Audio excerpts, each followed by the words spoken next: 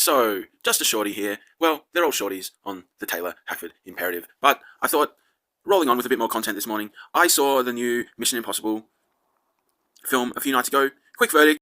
Piece of gold. Absolutely amazing. Great film. I really recommend everyone go out and see it. I actually didn't see the first 60 minutes. That might have been rubbish. Nah. So, definitely great films. But let's talk. There's 8 films now. I think only one I've only seen once, which was the Alec Baldwin and Superman dude, Henry Cavill. So that's the only one I've seen once, but I've seen all the others a few times. So I don't know. I'll just go through them and we'll talk about them. So just a second. Okay, so let's talk about Mission Impossible 4. Great film, I believe directed by Brad Bird, who did the Iron Giant and Pixar stuff. So the special effects were amazing with that. Just really great. And coming now, I talk about Mission Impossible 2, a bit of a maligned masterpiece of what we call the Hong Kong bloodshed, heroic bloodshed style films. Amazing slow effects, amazing stylization, and kind of Johnny To at the top of his Hollywood game, I reckon. Next, Ghost Protocol. I think I've seen this a couple of times, about maybe 8, 9 years old now. Very good action film, very, very, very good action film. Some great set pieces in that one, no doubt, no doubt.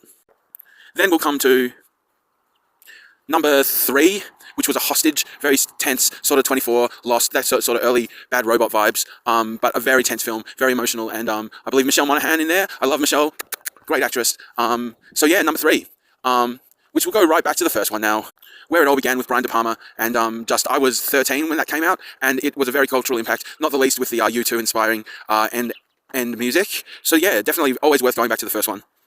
And now talking about the first one, we'll then say Dead Reckoning, number 7. That had a very throwback feel to it. And it felt like, you know, The Hunt for Red October or something, like, very like that. So, yeah.